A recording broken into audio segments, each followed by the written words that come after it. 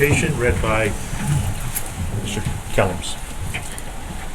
Heavenly Father, we praise you and give you thanks for the many blessings you have given us and the people of Sycamore Township. As we begin this meeting, we ask that you send us your Holy Spirit to enlighten and guide us as we discuss the business at hand. Help us follow the example of our Lord Jesus Christ as we make our decisions here tonight. We ask this in Jesus' name. Amen. Amen. Everybody, please remain standing for the Pledge of Allegiance. I pledge allegiance to the flag of the United States of America and to the republic for which it stands, one nation, under God, indivisible, with liberty and justice for all. Mr. Porter would note that all three trustees are present. First item is approval of minutes from January 4th special and regular trustee meeting. We'll take the special meeting first. Do we have a motion? I move we approve the minutes from the January 4th special meeting. I second. Motion is second. Any further discussion? Mr. Porter? Mr. James? Aye. Mr. Weedman? Aye. Ms. Schwegman? Aye. Next item is for the regular approval of minutes for the regular trustee meeting. We have a motion. I move we approve the minutes for the January 4th regular trustees meeting. I second. Motion is second. Any further discussion?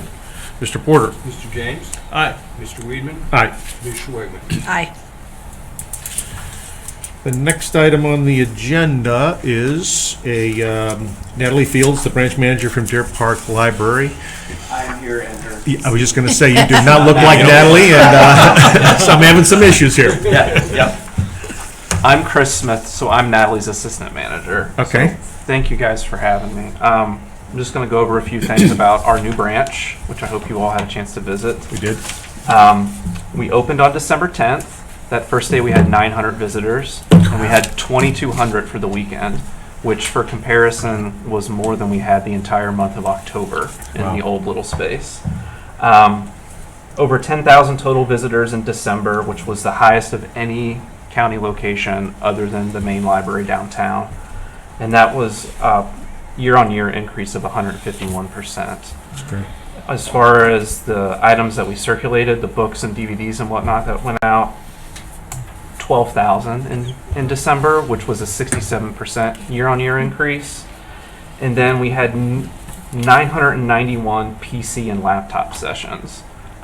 So we have about 25 desktop computers for folks to use and 12 laptops. And the 991, that's a 205% year-on-year increase. So we're already seeing a lot of foot traffic and use, and people are still figuring out that we're there. They're still learning about us. A great thing that's happened with the move to the big new location is we've been able to extend our hours because we also increased the size of our staff. So we're open 10 to 9 Monday through Thursday, 10 to 6 Friday and Saturday, and we've also been able to add Sunday hours of 1 to 5, which has been very popular with a lot of our users as well. Of course, right now we're struggling with pandemic staffing issues, so we've had to cut back a little bit on our hours, but we're hoping as soon as next week we'll be able to go back to those extended hours. Just to give you guys a little info about the amenities that we've been able to add, we have 7 study rooms. They're booked pretty much constantly. We have 2 large meeting rooms. One seats 100 and one seats 75. For public meetings like this, use is free. For a social event, we've had a lot of people doing baby showers, bridal showers in there. It's a $50 flat fee. So it's also something that's been really popular so far. We have started to bring back some of our in-person story time and programming as well because we've got the space to do it. So Tuesday and Thursday mornings, we've been doing preschool and family story times as well. And we've also been providing after-school events, especially for the kids from Deer Park High School and Amity Elementary every day from 3 to 5. So it's keeping the kids busy too. Future plans, as we get our feet underneath us and as the pandemic ebbs, we hope very soon, we're going to bring back some evening programming for kids and add some more adult events and programming. And of course, we're looking forward to continuing our partnership with the Sycamore Township parks in 2022 as well. We had a lot of events at the parks during the summer, brought in zoo animals and things like that, and also did story time there. So we're really looking forward to continuing that as well. That's great. Yeah, that's all I have. Do you guys have any questions, any No, curiosities? very impressive facility, though. Yeah, Thank you guys. beautiful. Really It's appreciate beautiful. Did a really over nice there, job yeah. on it. Thank you so much, The guys. difference in the size from the old one to the new one? 4,500 square feet was the old one to 25,000. Wow. So more than 5 Wow. times. Yep. Nice. Great. Yeah. It's That's the great. largest branch. Yeah. The Except for largest, the main yes. one. Except for the main It's one, yeah. Other than the main library. And the amazing thing is I think we're going to stay the largest. The Hamilton County Library System is doing a lot of these sort of capital projects, but they don't have a bigger one in mind than us yet. So we'll have bragging rights for a while. That's Yeah, great. There you Yeah. go. That's great. Well, thanks for coming out. Appreciate Thank it. you guys. Appreciate Thank it. you. And Chris, you had mentioned Like they the say, there's study more in rooms second. are staying booked. Yes. Is that something that people schedule?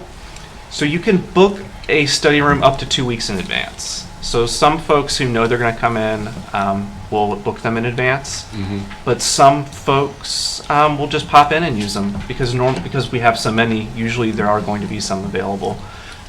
For the meeting rooms, folks can book those up to 6 months in advance. So if you've got plans for the summer, you can already start booking those now, and people are booking them out that Really? far. That's So, great. Yeah, Yeah. it's very exciting. Very good. Thanks. Please you give our guys. best to Natalie, too. Yeah, thank we you. will. We will. Appreciate it. Thanks. Great to meet you Yeah. guys. Thank you.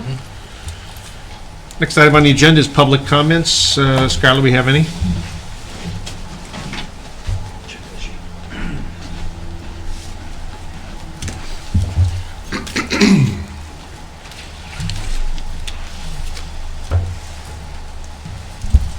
We do not. The sign-in sheet was for the public hearing. Okay. Mike, Sheriff Patrol report? We're live here. Nothing to report other than, and I'm not sure Sergeant Sovereign touched on this at the last meeting, we have limited our responses somewhat due to COVID, and this is nothing like we did in the spring of 2020. Essentially, if the guys can handle something or take a report via phone, they're going to try and do that. And, especially with residential reporting of their house, they may ask people to step outside. So we're going to keep that going for a little while longer because we don't want to get in a place where we don't, staffing becomes an issue, which it hasn't. Knock on wood. Okay. Anything else? That's all. Any questions? The Neighborhood Watch in High Point, I know it's been canceled for this month. Is there one? Deputy Bitterman's keeping in touch with them, and they agreed. We're not even letting our guys do things like that. So everyone was kind of on the same page with that. So he's staying on top of that, and he'll let me know when they have something. Good. They're hoping for February. Good. We'll just see how it goes. Okay. Any other questions? EMS and fire report? Chief? Good evening. Real quick, a station update for up north. The floors have been installed inside the building. They look nice. The exhaust system is 90% done. It should be finished by the end of this week. The windows have been put in. And the truck and trailer that we had on Gov Deals, the closing was today, and we sold both of those for $21,555. And I believe the trailer we Tom will sold give for you 22. Huh? This isn't your money. The trailer we sold for $7,200, and I think back in 2000 we paid $9,000 for it. Wow. So we did pretty good on that one. Got your use out of that one. Yeah. I don't know about our use, but the only other thing I have is acting administrator will have a PO. We have to get a hot water heater replaced up north. Okay. It went out. And do you have that PO, Tracy? I do. Okay, I'll let him do that. But Okay. that's what it's for when it comes up. Got it. Any questions? That's all I have. Okay. Next item is roads maintenance and recreation report. Mr. Kellums. Hey, well, the first thing I have is I want to talk about a street sweeper. I sent you all a copy of a proposal from Elgin, and I know Mr. James commented that this was made out to Sims Township. That's because Sims Township is running point on this, and we are looking to split this with them. So instead of 262, obviously, our portion would be 131. This is in our budget. And this also will say we currently spend $20,000 a year out of our operations to street sweeps. That's $10,000 a month. So we do a 10,000 1 month in the spring, 1 month in the fall. There's $20,000. And that's the minimum EPA. And that's minimum EPA requirement, and we don't have access to a sweeper any other time than those 2 months. As you know, we used to contract that out, but we stopped doing that because of the quality of the service that we were getting. So now we just rent it, and this sweeper that we're looking at is actually the same sweeper that we rent and drive right now. So this is currently what we are using. So I'm not looking for a contract tonight, but I am looking for approval to go ahead and partner with Sims on this and get this done. I know Larry mentioned that item 6 had indemnification in it, and we have taken that out before with this company. They have no problem with that. Good. What sort of arrangement will we have with them for this? Just 50/50 use, basically, with The schedule or something? 50/50 use, we'll schedule it, and whoever uses it last will house it. I mean, it will get used a lot between the two of us. This is something that'll be used quite often. And this is just going to be Sims and us, not, unlike the salt conveyor, there's about 8 communities that are using that. This will just be the 2 of us. I was just gonna say, so we envision that we're gonna be able to actively sweep the streets more than 2 times out of the year, what we're Yes, currently doing, yes. by having this in hand? Yes. We're looking to double that, not Okay. to mention that it gives us the access to have it when we have construction projects somewhere that have mud all over the street. We can get right out and take care of that. Is there Which is something we've never been able to do before. they give you an anticipated lifespan of these pieces of equipment? They're 20 20? years. And we can use TIF on this, correct? Yes. Yes. Okay. We like that. Tracy, this has the vac arm on it as well, right? This does have the vac That arm in it, which is also a safety issue because we clean our catch basins out every year. Right now, the guys are doing that by hand because we do not have a vac machine. And, with the drug use, they're coming across needles every once in a while, which is very dangerous for them. So this will help in that capacity also. Good.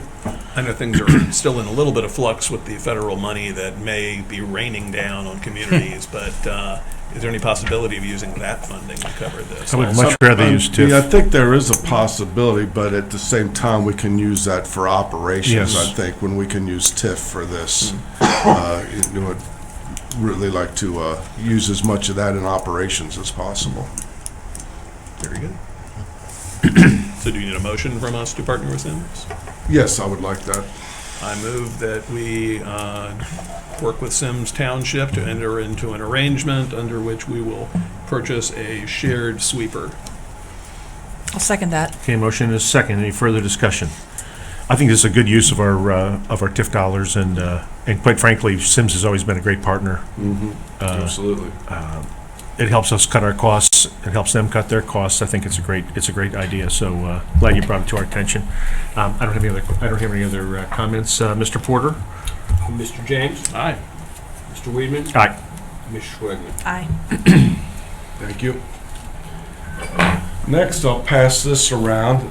This is an award that we just received from R3 Source. This is 2021 Best Township Diversion Rate in Hamilton County for recycling. So this is the 3rd year that we have won this award. They just came out today, and that is made of recycled material. The award is. Great. So Very nice. hats off to our citizens. That's great. 3 years in a row. That's pretty good. impressive. Yeah.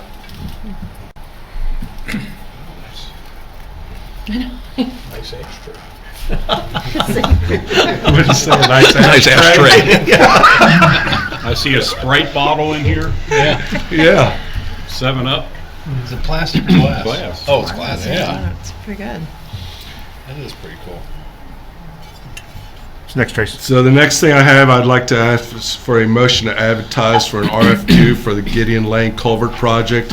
If you remember correctly, we were successful in getting a grant for this. This is a large, it's an 96-inch culvert actually, that goes under Gideon Lane.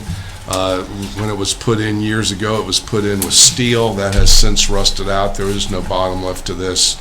So we did receive a grant to pay for 50% of this, but need an RFQ to go out for engineering. So if I get a motion for that, please. I move that we advertise for an RFQ for the Gideon Lane Culvert project. I'll second that. Motion is second. Any further discussion? Mr. Porter? Mr. James? Aye. Mr. Weedman? Aye. Ms. Schwagman? Aye. Next, I'd like to ask for a motion to advertise for an RFQ for the Montgomery Road Sidewalk project. This is another one that we were successful in. This is where we got the SORTA grant. We were successful in getting 50% of this. This is for sidewalks from Stewart Road to Ken Arbor, and this will complete our connectivity from Silverton all the way to Montgomery. This is the last section that needs to be done along Montgomery Road. So this is also to go out for an RFQ for engineering on that project. I move that we advertise for an RFQ for the Montgomery Road Sidewalk project as described by Mr. Kellums. I'll second that. Motion is second. Any further discussion? I will just note that those sidewalks are really in dire need of repair. Yes. I've walked them. I can tell you they're If bad. you even want to call what's out there sidewalks. Yeah, it's barely a sidewalk. Gravel path. Mr. Porter? Mr. James? Aye. Mr. Weedman? Aye. Ms. Schwagman? Aye. Last thing in my report, I'd like to ask for a motion to advertise for the 2022 road program. Unfortunately, we do not have a grant for this one, but this is, we do have waterworks money in this. This is our road program over in the Kenwood Meadows neighborhood. Waterworks had a road project over in there last year that was just completed in the end of the fall. We've made an arrangement with them that some of the roads that they worked on were in very good shape. They are paying to repave those from curb to curb. Some other ones were a little older, and they're paying half of those. So we do have an agreement of over $300,000 with them for that. So I'd like to get a motion to advertise to put that on the street. I move we advertise for the 2022 road program as described by Mr. Kellums. I'll second. Motion is second. Any further discussion? Mr. Porter? Mr. James? Aye. Mr. Weedman? Aye. Ms. Schwagman? Aye. Other than that, the guys were busy over the weekend, obviously out plowing and salting. That was it was expected, but then all the news said it's not coming, and we thought we were out of the woods, and here it came. They did a good The guys job. did a good job. They They did. did a good job. Yeah, it's funny seeing some of the comments in Facebook neighborhood groups from people about, what are these stripes on the roadway and where did they come from? From the pre-treatment. It has proved to be very effective, though. It's really helped us. Anything else, So Tracy? for my road report, that's all I have, Okay. unless you have questions. Any questions? Planning and zoning. Let's see.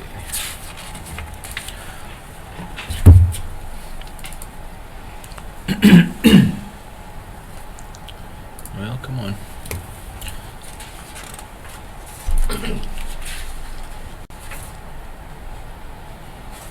Oh, that's 12, I'm sorry. Let's see. Well, hopefully that's not 12. Let's see. There we go. First resolution I have for tonight is adopting the new land use plan, and it reads as follows. A resolution adopting a new land use plan for Sycamore Township and dispensing with the second reading. I move that we adopt the resolution as presented. As amended. As amended. yeah. As amended, yes. Sorry. Second? Yes, I'll second. Motion is second. Any further discussion? I just want to thank the Land Use Planning Committee and everybody who participated in this along the way, including Skylar. Did a great job. We've definitely are headed in a new direction with this. This is really an important document, so great job. Thanks, sir. I'll pass that on. And thank you to Tracy as well, who served on that Oh. committee. Right, thank you. Well, thanks to the zoning board as well, who isn't represented here tonight, but obviously had quite a role in vetting it as well. So thanks to that team too. So nice job, Skylar. They've done a lot of work on this, and thanks to those of you who turned out earlier for the public hearing to comment on this and to point out something we needed to correct with the amendment we've made, so thank you. Any other comments? Mr. Porter? Mr. James? Aye. Mr. Weedman? Aye. Ms. Schwagman? Aye.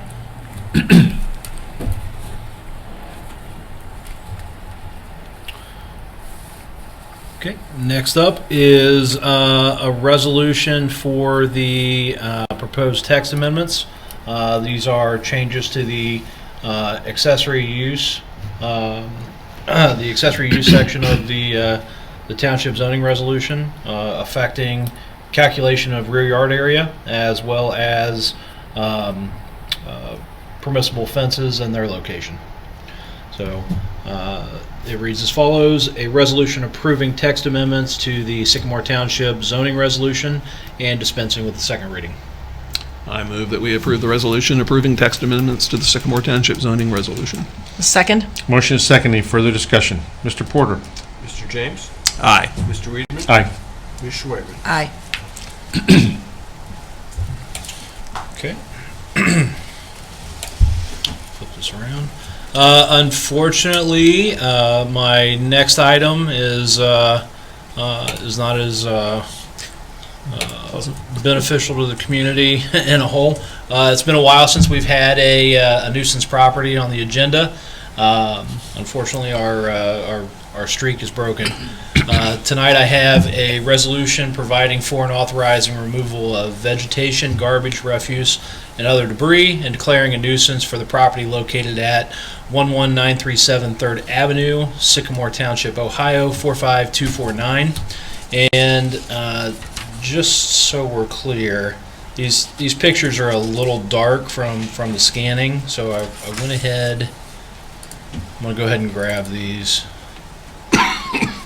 As you can see, there's a lot of junk and just excess material being stored in the on the front porch. Trash cans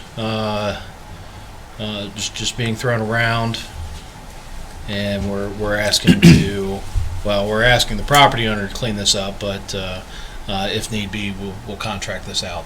Skylar, I believe this is a multiple offender, isn't it? This is a repeat offender, multiple years. Yep. Owner occupied, or do we know? It's unknown. So.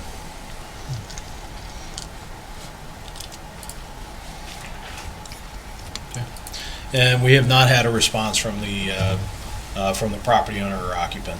Okay.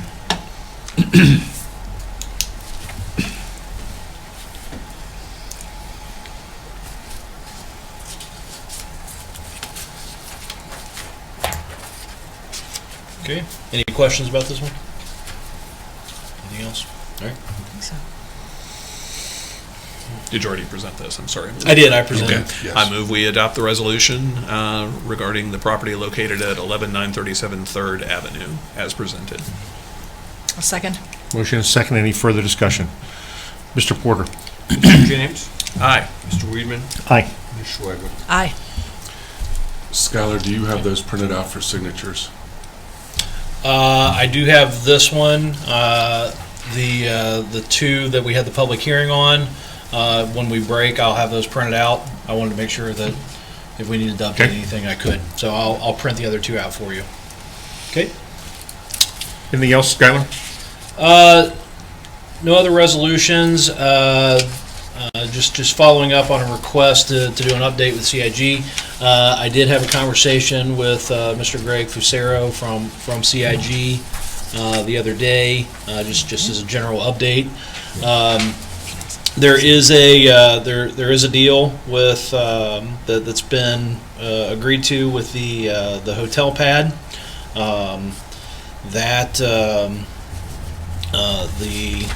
The new owner or soon-to-be owner of that pad will be coming in with construction drawings. The PUD and zoning compliance plan for that site has already been done. So it's administrative review at this point for the development of that. There was a minor adjustment that was approved to that plan that actually reduced the total height of the hotel pad, so they've reduced that by 1 story, while still maintaining the same number of rooms. So there was a very small change to the footprint of the building.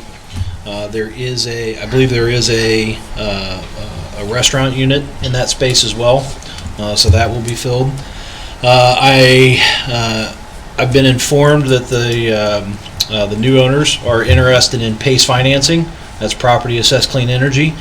So I do expect there to be an ESID board convened on that here in the next week or so, with resolutions coming in front of the trustees sometime in February.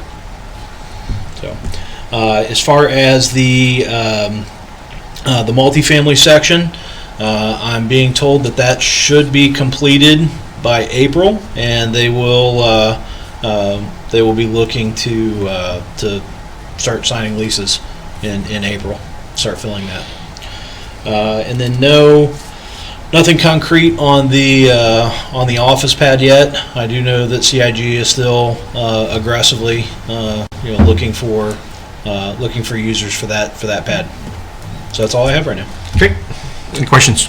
Yes, so the footprint has actually changed as to the hotel. You said not significantly. Can you quantify what not significantly means? Sure. There was a change on the so it's, how do I explain this? South. It's an L-shaped hotel, okay, with the southern portion of that being like the foot of an L, okay. That foot has extended approximately 8 feet out towards their own parking lot, adjacent to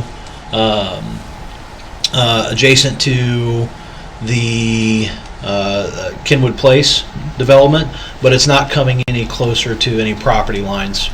So there's been a 1-story reduction in the overall building, and that one exterior wall's moved out just a little bit. So it comes a little closer to Kenwood Road, in other words. It comes a little closer to their own parking lot, their own internal parking lot. Which fronts on Kenwood Road, if I'm understanding correctly, or not, though? Yeah. The opposite side. Opposite. Oh, It L's toward the apartments. Towards the apartments. Oh, sorry. yes. Yeah. Okay. So it comes a little closer to their own apartments, but still without encroaching into any side or any yard setbacks. So. Okay. I know there's been a lot of public interest in that and in the plan. Is that plan available on our website somewhere with the revision, or could we make it there in case? Let's see. It certainly was. I'd have to go back and look at our website now. Yeah, it should be fully documented and out there. Okay. If not, I can make that available. Thanks. Yep. Okay. Okay. Law That's Director all. report. Anything else for Skylar before we move on? Larry, Law Director report. Letters have gone out to the sex offenders who are in violation of the 2007 resolution. They went out last week for the most part. One of the things I was tasked with when I first began was to take a look at the employee manual. And the first thing I would mention is I'm looking through and I'm concerned about language in Section 7 under political activity policy, and in particular the township-related political activities. There's a case from 1990 that I think supported this language that may have been the basis for the language, but I think there's more recent decisions from the United States Supreme Court that really can't lead me down as to whether or not this will be considered constitutional if it were challenged. I recommend that this be removed from the personnel policy. The 2006 United States Supreme Court said that the Supreme Court has made clear that public employees do not surrender all of their First Amendment rights simply because they are employed by the government. Indeed, public employees are protected under the First Amendment to speak as a citizen addressing matters of public concern. The Supreme Court recognized the importance of promoting the public's interest in receiving well-informed views of government employees in civic discussion. I think this language flies in the face of that United States Supreme Court case. I'm not saying we'd lose if somebody sued us on this. I certainly wouldn't say that in this meeting, but I think it's a good idea to remove it from the employee manual. So I would Skylar, recommend. can you pull that up on the screen by chance? You know, just a little history on this. So this occurred a couple of years ago with the majority of the board voting in favor of this. I voted no on it, and the reason was clear, that I felt just like you're suggesting today, that this was a clear violation of our employees' First Amendment rights. Mr. LaBarbera had raised this issue about 6 times in a in a public meeting prior to this being adopted, and each time he was told by our law director, Doug Miller, that you couldn't do that. It was a violation of First Amendment rights. It was only until we had a different board and a different law director that that this was changed. But I was adamantly opposed to this because I kind of felt like this is, we should not be subjecting our residents to this kind of exposure. I mean, the potential exists is pretty significant. This goes to federal court. I know there was a case in Dayton, but that was a little bit different because it was a civil servant. It was not actually just an employee, but it was actually a civil servant, which I think the law is a little bit different with civil servants than non-civil servants. At any rate, it's a bad policy. It's a bad idea. Like I said before, we should not be telling our employees what they can and cannot do when they are on their own free time. At what point do we say, look, we don't like the church you go to, so maybe you should start going to a different church? I mean, where do we cross this line? And I just think it's been a bad policy since it was instituted, and I'm thrilled to be able to say that I would like to make a motion to extract the paragraph, and if you bring it up. I apologize. I just emailed it to you. Do you have it? Here it is. All right. My concern is that the United States Supreme Court has, over the past 20 years or so, expressed itself very clearly with respect to attempts to limit campaign contributions, attempts to, punish employees for speaking out on areas of public Down to the concern end, I and think, those kinds of down the things, bottom, too. that those are not going to be allowed, that you can't abridge those First Amendment rights. Look for The case from 1990 was before the Supreme Court really expressed strongly these recent views on the First Amendment. So I think that very bottom, Skylar. I think for our purposes, we'd be best off to remove that language. And it was interesting because when we had this discussion and it passed but with the previous board, I even asked our law director at the time, Deepak, tell me what happens in the majority of these cases. And his quote was, the vast majority of these cases are decided in favor of the employee. To which I said, why would we want to venture down this road then? It doesn't make any sense. But I was in the minority on that, and I ended up losing. But I think this is good advice, and I thank you for looking this up, Larry. I'd like to make a motion to remove township-related political activities. The paragraph, so this would be under Section 7 of Political Activity Policy, and it's Section 1, 2, 3. It's the 5th and 6th paragraph. I would like to make a motion to have it removed from our employee handbook. I'm certainly happy to second that. I completely agree. I'm not interested in restraining the activities of our employees and what they do on their own time. I'm certainly not interested in restricting First Amendment rights, and it seems to me that the highest court in the land has ruled on this, and if it's good enough for the highest court in the land, it's certainly good enough for me. So I certainly second that motion. Well, let me chime in on this. We had this discussion about a year and a half ago, I think, maybe almost 2 years ago when we made this change. At the time, Mr. Weedman, you indicated you had consulted a panel of 3 legal scholars about this. I did. And I asked you who they were, and you wouldn't tell me. And you might recall, I said then, I'm always open to persuasion otherwise, and I encouraged you to let me know who they were. Because as an attorney, Yep. you said they asked you not to reveal their names. That's correct. I respect that, but I'm open to persuasion otherwise. I understand their concerns here. Mr. Desai had pointed out at the time that, of course, there's risk, and employees frequently prevail in these things here. But he was confident we could defend this particular plan based upon the case law he saw. We went with that because historically there has been a concern in the township of township employees campaigning for their elected bosses, which, among other things, just looks bad. But employees can be pressured into campaigning for their bosses to retain their jobs, to retain their cushy contracts that they get on occasion, and so forth. So that was the concern, was to come up with a narrowly tailored provision which did not prevent politicking outside of the township, outside of any township office, from working for campaigns for anyone outside of the township. It was limited to not overtly campaigning in the township. People were still permitted under this plan to privately express their views, to chair the local Republican club if they wanted, to put signs in their yard.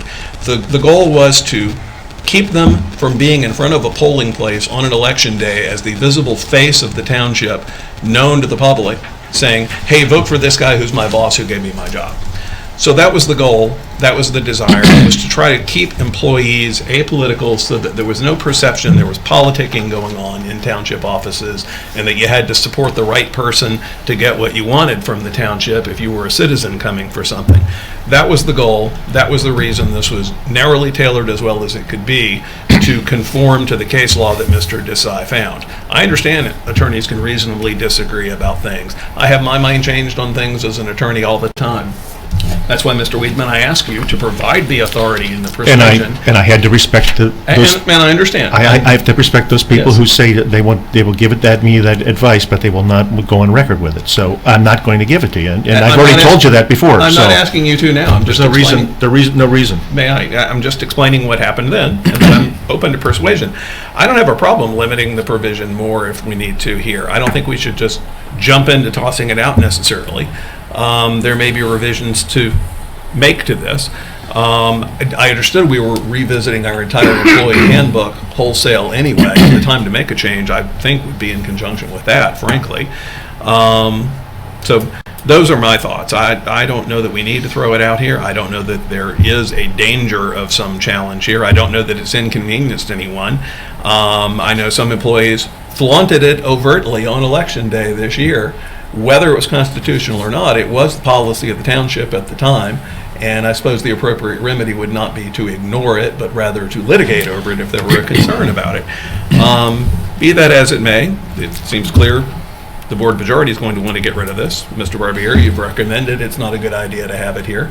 I think we should try to find something that can still preserve those goals of keeping an apolitical workplace in the township, so employees are not pressured into having to campaign, even if it's, wink and a nudge and they just kind of feel like they need to go along. We see that happening all the time in Hamilton County downtown, where the judge's clerk is also the judge's campaign manager in every judicial position.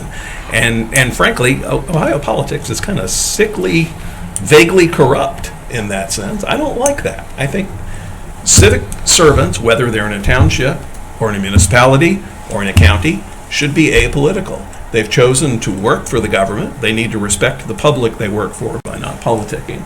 So, again, that's the reasoning and the goal behind all of this. Thank you. I'd just like to make one note, and that is that I've been here 27 years. I've never heard a resident say that they were concerned about employees working in campaigns. Never. And that's 27 years I've been here. So for Mr. James to suggest that this has been a real monumental problem, it goes back to the kind of the things that the idea of that Tracy Kellums had suggested at the last meeting. We're looking for solutions where there are no problems, and I think there was no problem here. There was never a problem here, and I think that we should respect our employees and their First Amendment rights to do as they please when they're not on the job. I think I had suggested when we put this language together, if you go to the very first paragraph, I believe we adopted some language from Delhi Township that suggested we should not be pressuring people in the workplace to engage politically. I think that's more than enough to try to keep our workplace apolitical. So with that, we have a motion and a second. Any further discussion? Mr. Porter. Mr. James? I vote no, and I will note whether Mr. Weedman has been told about that concern by others. I have been told by residents about it. Okay. So I just want to note that. Mr. Weedman? Aye. Ms. Schwegman? Aye. Okay. Larry, anything else? Nope, that's the end of my report. All right, thank you. Next item is administrator report. First thing I have, I'd like to talk about Snyder Road Bridge.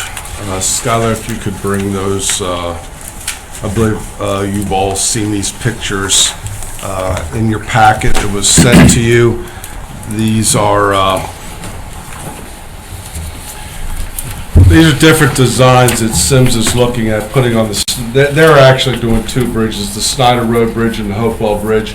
Because Hopewell is completely in Sims, so we're not concerned with that. But the Snyder Road Bridge borders are basically the center line of the road is the borderline between Sims and Snyder. They are looking to do this. This is being designed by LJB Incorporated. They have asked if we are interested in it. I've talked to ODOT. They want to know if we're interested in it also. I think it's a great idea for ID recognitions for our township. I will say that I've also been in discussions with ODOT about having because this is going to be done in 2023, 2024. So it's reconstruction of the bridge face and decking also at the same time. So I've asked them if it's possible that a sidewalk be put on our side. We've had requests for sidewalks from our two communities that are just north of here to connect them back to Kemper Road. We've never been able to do anything with sidewalks on this road before, mainly because of the bridge. Because if you can't cross the bridge, there's no point in putting sidewalks in. So ODOT has said that they believe that can get done. They are going to put something together for us as far as a cost and overview of the project to see if it can be done. I'm waiting on that from them. But this also, this design here, the one that you're looking at right now, is the one that I had particularly been looking at with the green letters for Sycamore, and instead of the leaves on both sides would be logos, our township logo, obviously. Sims has chosen to go with the black fencing with the yellow letters, but I think we would obviously want to go with the green to match our insignia and our website. Now, we can pay for TIF with this, and we're probably looking at between 100 and 150,000 to have the fence put up, the parapet done on the side of the, which is what the stone-looking work there is, along with the emblems and the writing of the names, and that is also taking into account ODOT's part of what their basic vandal-proof fence is. Okay. So that would be the difference. And we're looking at about $12,500 in engineering costs. That would be half of the cost. It's a $25,000 package engineering that Sims is currently under, that they would ask us to partake in if we are interested in doing this. And I'm sorry, how much more was that? $12,500 would be our share of the engineering. And the 100 to 150 does not include the sidewalk? We're still waiting on that number? No, believe me, the sidewalk will be more than that. Just making sure. That does not include the sidewalk. I didn't think it did, but. This is just the aesthetics, just the fencing and the lettering and the parapet improvements on the actual face of the bridge. So ODOT is looking, or I should say, the engineer is looking for an answer. ODOT is pushing them. They are scheduled to put in their 90% plans next month. So they would like an answer from us as to whether we are interested in this or not. You know, we had brought this up last year. We'd shortly talked about this. So I wanted to bring it to you tonight because this is the time we have to make a move if we're interested in doing this. Would Sycamore Township be facing the southbound or northbound? Sycamore Township would be facing southbound. So that is, you're coming into the township. Okay. So it would be on the north side. Yep. Sims would be on the south side. Gotcha. So we'd be on each other's side. But as you're driving in, you would be seeing what you're entering. Yep. who would be responsible for maintenance of our sign if we did that with our sign sitting in Sims Township then? Well, we would come up with an agreement. I mean, we would be responsible for our maintenance, they would be responsible for theirs. And if we were to decline to do this, has Sims already approved this on their end to do their own? And They are going to do it on their side, yes. Okay. And the other side would just be a ODOT chain link Yes. at no cost to us whatsoever, on the other hand. I mean, are we looking at any cost outside of a sidewalk here? No, we would have no cost if we don't want any improvements, correct. We'd have no cost then. Other than the sidewalk, if later on you decide to do sidewalk. We've talked a lot about the sidewalk. You've tasked me with getting sidewalks.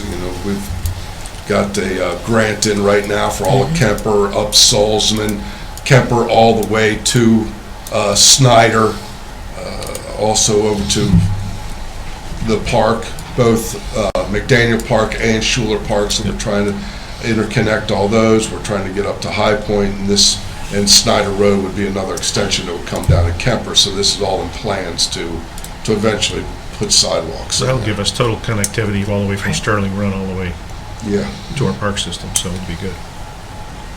Well, a couple of comments. I believe we had the gentleman in this room just a month or so ago. Was he not inquiring about sidewalks on Snyder? Yes. And school. Yes. And school. School.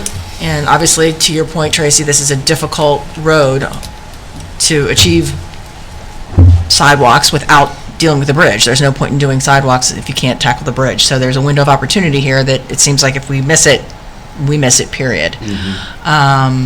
It is a TIF-eligible project, which in my mind makes it more attractive.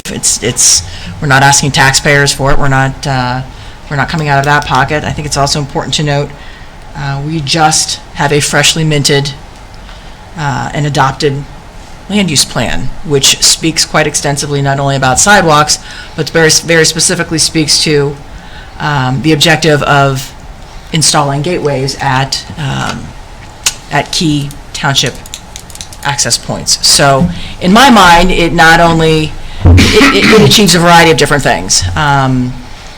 We have a funding source that doesn't tax taxpayers. It's addressing sidewalks, which not only township residents have asked for, but is a key objective of the land use plan, and also speaks to the gateways that is also part of the land use plan that we just adopted. And if that's supposed to be a foundational document, it seems to me that we should follow it when we have the opportunity to, and it meets key objectives. So those are just some general comments. I'm happy to make a motion to proceed with our portion of the decorative and structural road improvement for Snyder Road as presented. I'll second. I have some further questions, actually. The sidewalk is completely separate from the signage and the fencing, correct? It is. Correct. So if we say no on the fence, we can still do a sidewalk later? Correct. They're not tied together at all? Okay, I wanted to make sure that's clear. This would be beautiful, but the fact that it comes out of a TIF doesn't mean it doesn't cost something. It does still cost something, and that's money we could otherwise spend on something else. And this is exactly the sort of thing that when I first moved to Ohio 20 years ago, you guys probably get sick of my stories about this sometimes, but driving in Ohio, passing under bridges like this, I think Westchester maybe already had theirs then, or had an earlier one, or maybe Union Center Boulevard or something. I thought, what a spectacular waste of taxpayer money, or tax money that is, to put that big decorative thing up there. Why is the local government spending money on that? You know, if somebody else entirely were paying for it, if some advertiser wanted to be really nice to us and put it up there, great. But I just can't see spending money that we could otherwise devote to some other project there. If we got a grant for it from somebody else that didn't display something else, great too. But I just think it sticks out as saying our government likes to spend money and spend money on frilly things we don't need. And the gateways, Tracy, I agree. I mean, I think those are nice where you're entering the township in areas where there are people, but the fact is you can't get to the township other than being on the interstate from right there. You've got to leave the township to get back to it, I think, from right there when you pass under that sign that's just kind of sticking out there on the highway, because you can't get off the highway on Snyder Road there. it might look really nice and decorative. I don't know that it really does anything for branding the township in some way either, in terms of bringing industry or something else here.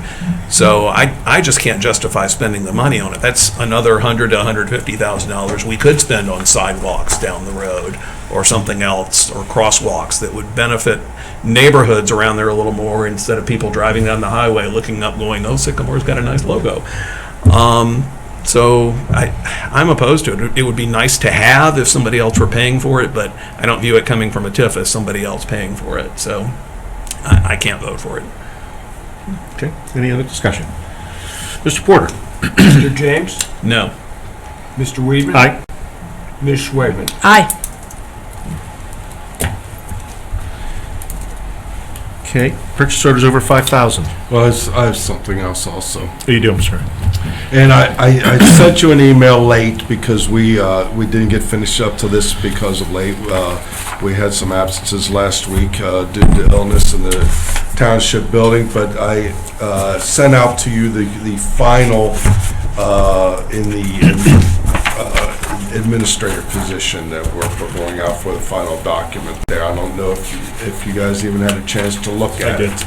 I mean, if you did look at it, we would like to move forward with this. We've been working on this. I've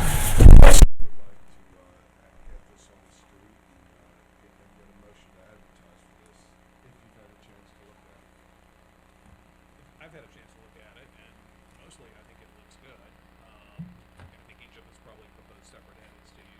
I know you incorporated some of mine in there. Some of mine I proposed you pulled out, and I am curious as to why, I guess.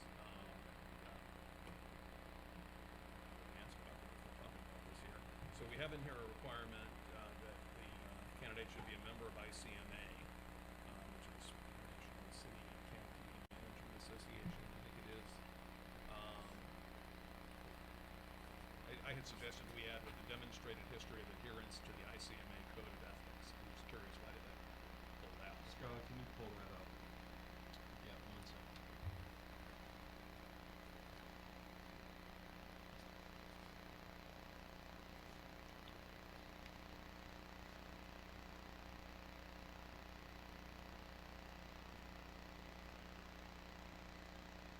Let's see what I did with the last version.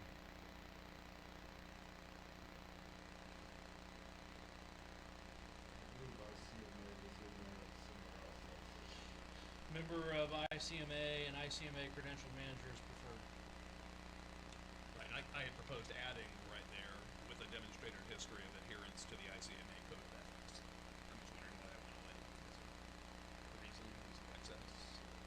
If they're credentialed, does that automatically mean that they are subscribing to whatever ethical policies they have? You're supposed to. We thought the credential covered it. And if you have heartburn all over, we can put that back in. I just thought it was kind of fluff. I don't know how do you. I don't think it's necessary. Well, the focus was on a history of adhering to it rather than being credentialed by it. We want people who are qualified, who are ethical, who are honest, and if we're putting an ICMA requirement in there anyway, then maybe somebody who is publicly adherent to their code of ethics. It's our job to ensure proudly that publish. when we interview these people, that we identify that they do meet all these requirements. So I think it comes out in the wash in the process. Okay, I can accept that. Other questions I had suggested including that the primary responsibilities and accountabilities maintains impartiality and equal treatment as to each board member, including by keeping them equally informed as to township government, business, and events. I think that's important because I think historically we've seen that it may not have always happened. I know Mr. LaBarbera had concerns about that in the past before I joined the board. Mr. Whedon has expressed he had concerns about that the last 2 years, that he was not equally kept in the loop on things. And if that's the case, I'm sorry that happened. I apologize for interrupting you, but we're having AV issues right now and we don't have sound. Can we take a 2-minute break to figure out what's going on? Okay. Apologize.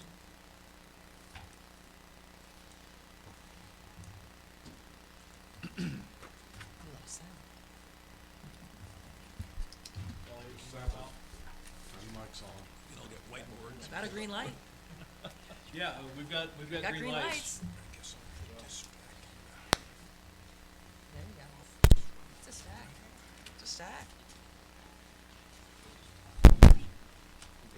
Chris, if you wanted to bail, now's a great time. I saw you making that move. Bless his heart, I didn't realize he was still here. People come in and then they feel like, oh, should I leave? Rude. It's like leaving a party when it's too quiet.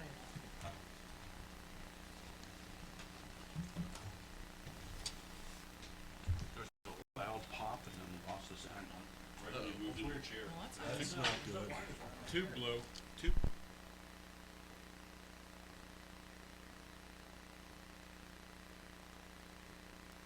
Yeah, all the wires under the desk. Yeah, it was right when you moved. Right when you moved, I had a loud pop in my ear. all the time. Yeah. Huh. That's really weird. Right. I'll call you. Yeah, and for some reason, my,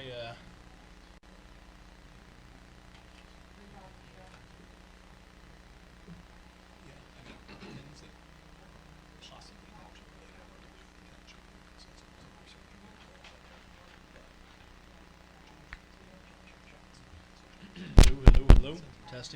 Testing. 1, 2, 3. 1, 2, 3. You can hear now? Testing. 1, 2, 3. 1, 2, 3. Welcome to Sycamore Township. Are we good? Nothing? We're getting sound to the board. Respond quickly. Yeah. Yes, sir. Oh, Our sound system. not as to me, as to Jim. As to me.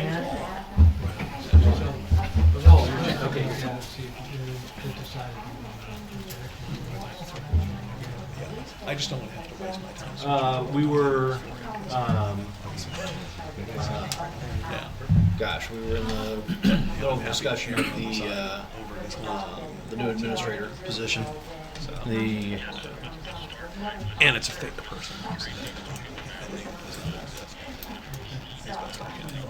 Tracy, it doesn't matter. We can make up. Yeah, we were talking about ICMA credentialing being preferred. Okay, all right. Thanks. Okay, I think we're back up and running. Okay. We lost sound right before we started talking about the ICMA line. Just so everyone knows. Okay. Okay, well, if I can just repeat briefly for the record, then, as we're back on with sound at 7:57, I guess.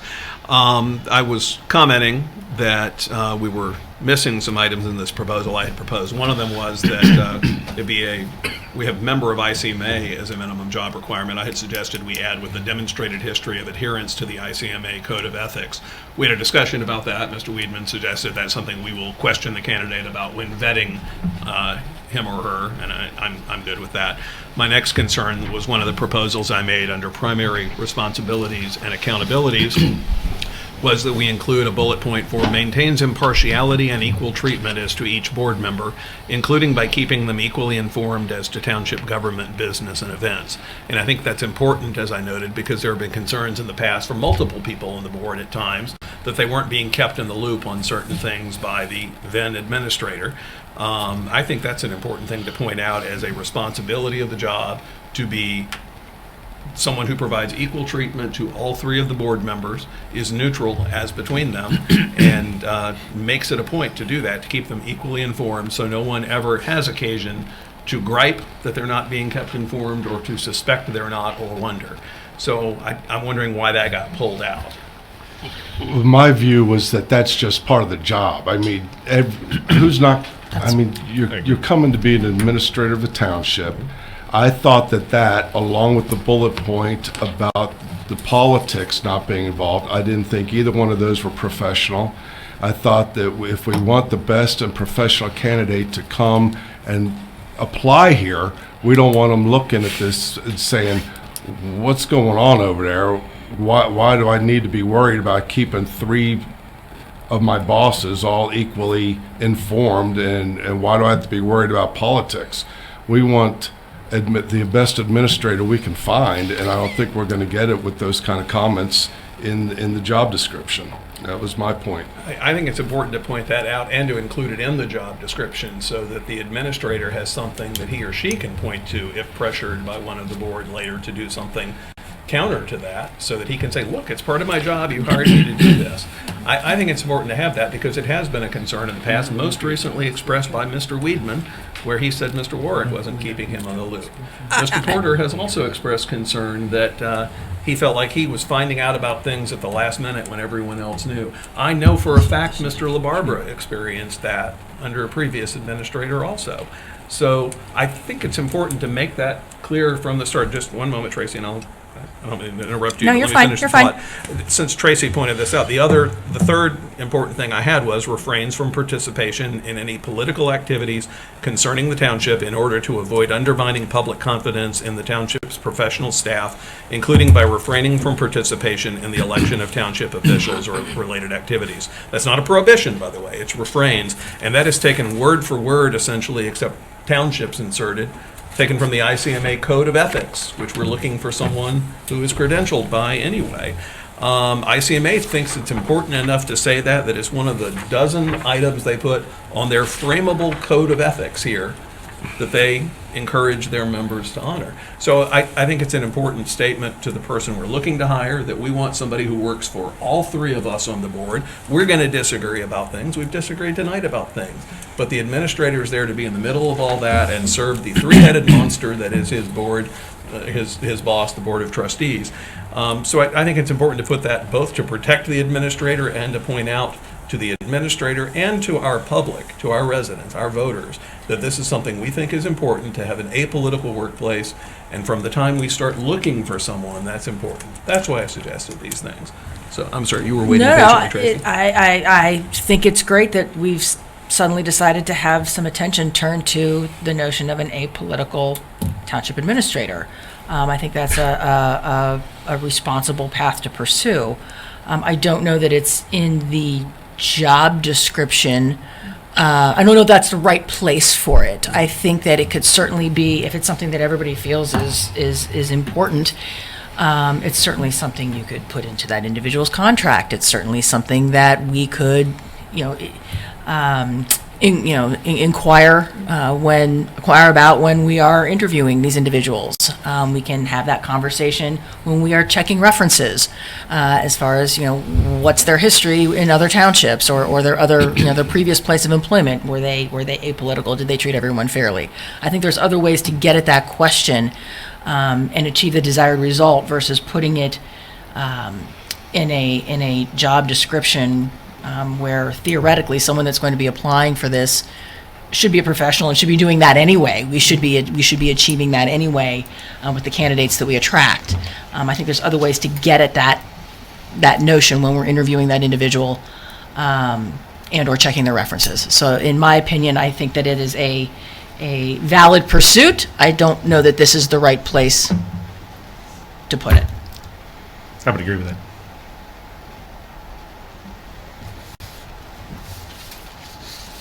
And I think as it relates to the political side of it, we've already addressed that issue. So I don't know that that's really not a good place for it in the job description, especially. So I'm more than satisfied with the with what you presented here tonight, Tracy, and I'm okay to go ahead and go forward with this. I'll make a motion that we move forward on advertising using the job description as provided today by Tracy Kellums. I'll second that. Okay, motion is second. Any further discussion? Mr. Porter. Mr. James? I think I've made my point here, and this will be an important concern of mine in interviewing people, but I think overall the description we have together is good, so I will vote yes. Mr. Weedman? Aye. Ms. Schwagman? Aye. And I would like to thank Mr. Miller and Mrs. Gunderson for all the work they did on great this job. also. Great job. Great. Mr. Kellums, can I squeeze an item in under your under your section? Sure. Will you cede the floor? Okay. So there's one item I did not bring up under my report that I do need to discuss with you.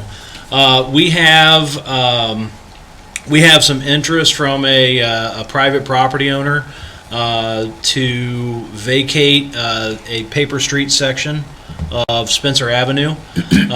Spencer Avenue actually stubs into Monroe Avenue. This would be west of Pine Road.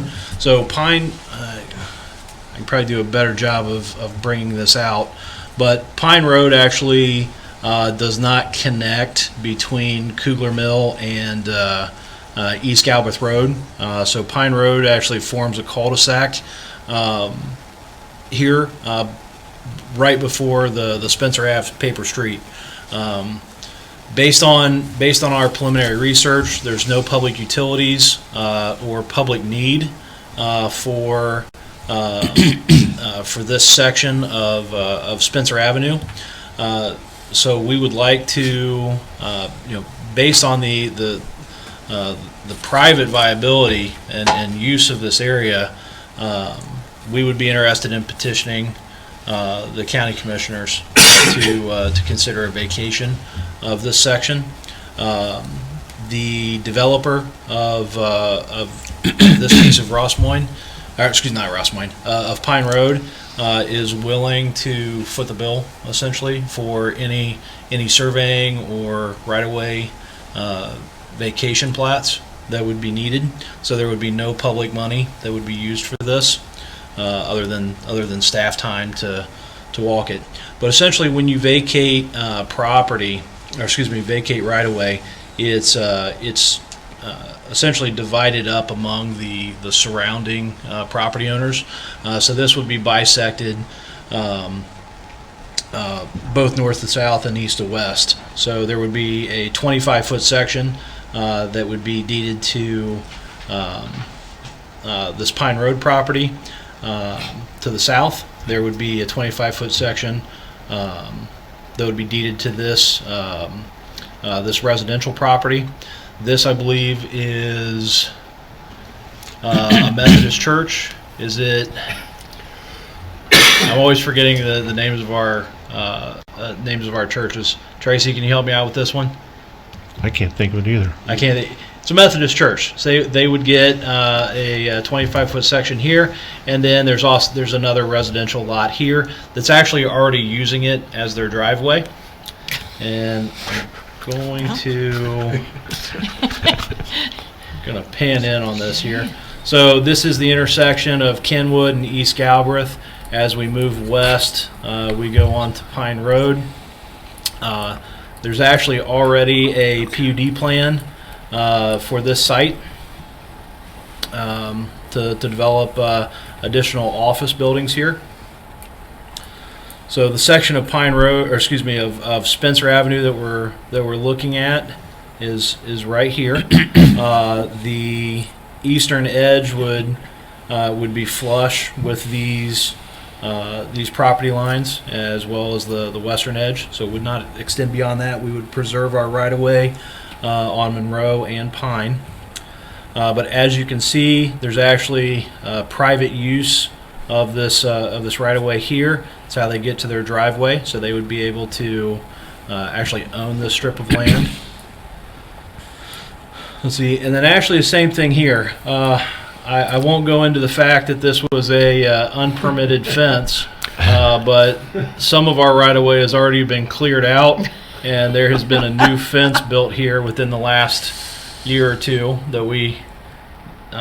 that was kind of flying under the radar until we started looking at this right-of-way. So they've already claimed a portion of it, and now we'd like to give it to them officially. So Kenwood Bible Methodist Church. Thank you, sir. Yes.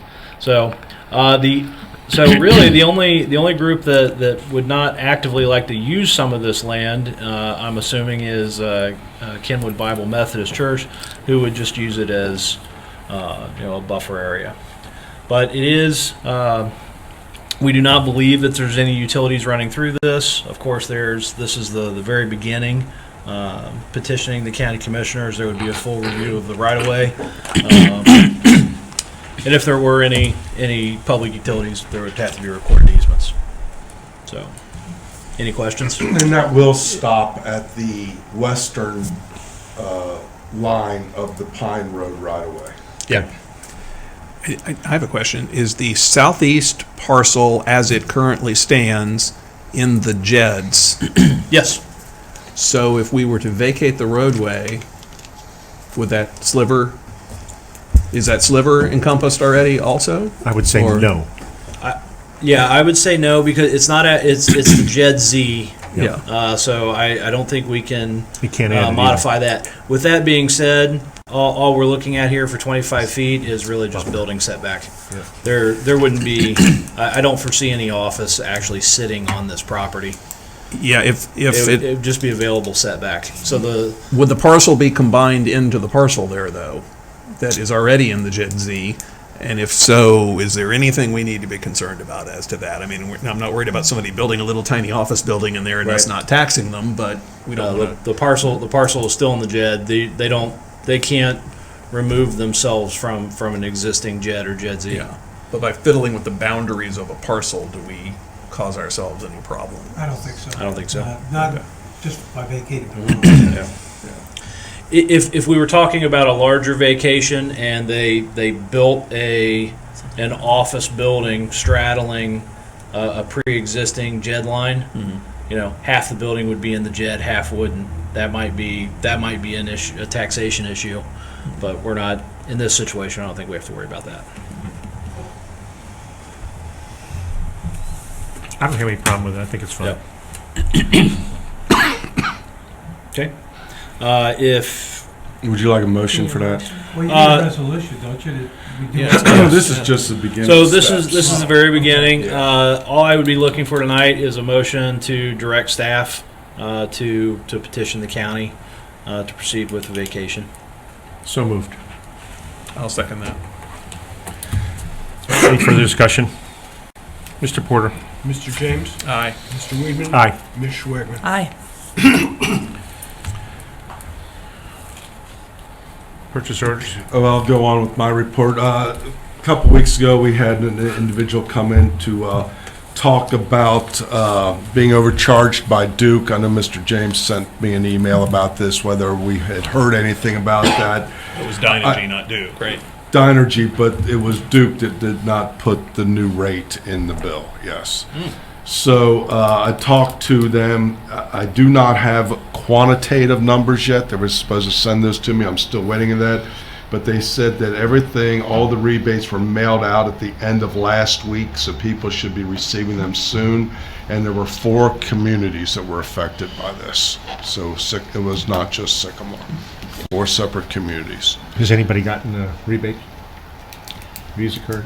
I have not. I haven't got The anything. person who contacted me today was told by Dynegy at first that they sent him the rebate on January 4th, and he had not received it yet. And then later in that same phone conversation, he was told, it might be a credit on your Duke bill instead, which left him quite confused about Which what was would be really the going on. smart way to do it. Yeah, that would have been the way to do it in the first place. Right.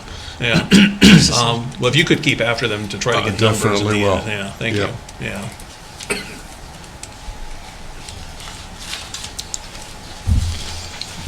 Okay, I have several POs here for you to consider. 22-172, this is a blanket vendor. This is for parks, for trash and portable toilets that are there throughout the year and throughout the winter. This was not done at the beginning of the year.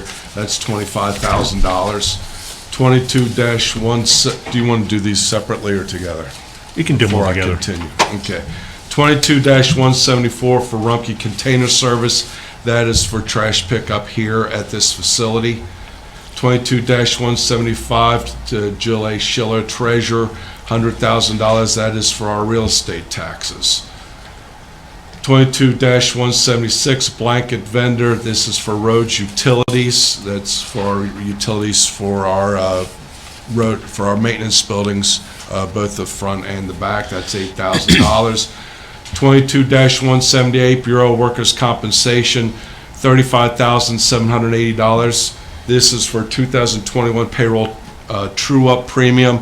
These, our rates went up because of the size of our payroll, so this is bringing that back. We just received this from them not long ago, so this is bringing us where we need to be for this year. 22-180, Safety Compliance Inspections Incorporated, $48,831. This is for our fire prevention pay.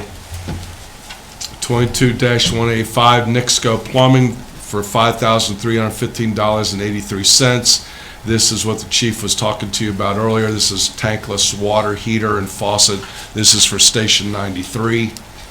And 22-191, Cincinnati Bell Telephone for $12,163.20. Okay, we have a motion to approve. I move we approve the purchase orders as listed and detailed by Mr. Kellums. I'll second. Motion is second. Any further discussion? Yes. Few questions, sorry. Tracy, the $100,000 in real estate taxes, what properties are we paying real estate taxes on? Well, some of these are ones that we have filed for exemption, but we do not have yet, so we have to go ahead and pay it. And then once the exempt, this is something Deepak did, I believe in November, if I'm not mistaken, so it just hasn't gone through yet. Once that goes through, we'll get that back. But we have some properties that are taxable anyway, right? Like we own rental houses on Orchard. I assume we're paying taxes on those as a landlord. Okay. And I'm just curious about the water heater. Chief, when you mentioned a water heater earlier, I guess I was thinking something smaller. It's a $5,000 tankless water heater. We had a regular water heater price, and he said the price is pretty close to the same. It's a huge water heater because it does all the it feeds all the bathrooms that are up there for the showers. We got 4 showers up there, so it feeds them all. Great. Okay. And that's installation too. So. So is this tankless? Is this just one tankless heater, or is this one for each bathroom? It should feed all of them. It should feed all of them. Okay. I've never had a good experience with the tankless water heater, but I love mine. Really? I love Okay. ours. It's the best purchase we've ever made. Well, that's one of those- Honest to God. it's been 25 years since I had the bad experience, and it was in Really? another country, so I will say that. But Well, yeah, so yeah. They've come a long way. Yeah, that's good. Okay, we have a motion and a second. Any further discussion? Yeah, I had one other question. Just to clarify, all of this is already appropriated, correct? It is already appropriated, yes. And I do want to note that Ms. Gunderson pointed out to me after our last meeting where I questioned the report, which appeared to show money had not been appropriated. That was a printing glitch in the report, and she provided me with a report demonstrating that. So thank you, Beth. Okay, Mr. Porter. Is there a motion, a second? Yes, there is. Okay. Mr. James? Aye. Mr. Weedman? Aye. Ms. Schwegman? aye. Next item is fiscal officer report. Yes. Bills and receipts. We had cash receipts of $307,640.23, disbursements of $637,950.82. We have a motion to approve. I move to approve. I'll second. Motion is second. Any further discussion? Mr. Porter? Mr. James? Aye. Mr. Weedman? Aye. Ms. Schwegman? Aye. Next item is trustee comments. Would you like to go? Sure, I'll go. It feels like we made a lot of progress this evening on a lot of different fronts, and that's due to a lot of hard work from our staff here at the township. Some who are represented here and some who aren't. Thanks to all for pulling together job descriptions and land use plans and grants for sidewalks and all sorts of great things. So great job by the staff. Thank you all. Thank you. And I'll add to that, you all work very hard, and we all appreciate it, and I know the public and each of us see sometimes we disagree about some things, but we're all still trying to work for the common good here in the township. We make disagreements over the best way to do that sometimes, but we make decisions as a board, and once we do, we abide by the decisions of the board. So I respect my fellow trustees' views, and I hope they respect mine, even though we disagree over things sometimes. So. And I'd like to thank our road crews for all the work they've done in the snow. Tracy, you guys do great work. So Yep, I'll pass that thank along. you. Yeah. All right. I was going to say the same thing. Well, thank you to the road crew. They did a super job on Sunday. And I don't have any other comments. We have announcement changes. Board of Zoning Appeals meeting has been canceled, I assume due to a lack of an agenda. Is that correct? Yes, sir. I'm hoping that changes very soon. I've been telling a couple folks they're going to have to get a variance if they want to do something. So I'm gonna start pushing some work their way. Okay, and then we do have an executive session, correct? We do. I'll make a motion to adjourn into executive session with the Township Law Director as permitted by Ohio Revised Code Section 121.22 G1 to consider the employment of a public employee or official, and as permitted by Ohio Revised Code Section 121.22 G3 to discuss imminent litigation. I'll second that. Motion is second. Any further discussion? Mr. Porter? Mr. James? Aye. Mr. Weedman? Aye. Ms. Schwegman? Aye. And we basically need everybody except Mr. Toll. Okay. Mike, you're free to go. Enjoy your evening.